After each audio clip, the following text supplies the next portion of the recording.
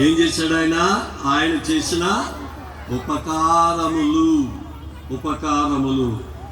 ఆయన మీకందరికి ఉపకారం చేశాడా లేదా? చేశాడు కాబట్టి మనం ఇక్కడికి వచ్చాం. దేవుడు మనకు అందరికి ఉపకారం చేశాడా లేదా? చెప్పండి, జవాబు చెప్పండి, గట్టిగా జవాబు చెప్పాలి.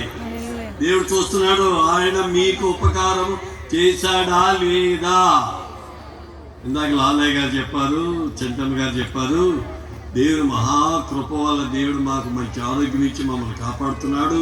ఇన్ని సంవత్సరాలు దేవుడి సేవలు మమ్మల్ని వాడుకుంటున్నాడు. నా సాక్ష్యం కూడా అదే, మనందరి సాక్ష్యం కూడా అదే.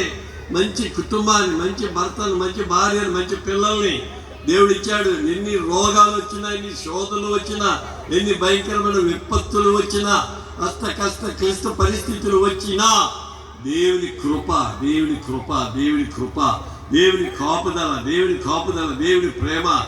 యెహోవా అందరికి ఉపకారి, ఎవరికి అపకారం చేసే దేవుడు మన దేవుడు కాదు. దేవుని స్తోత్రం. ఉపకారాలు చేశాడు, అంతేకాదు ఇంకా ఏం చేశాడు?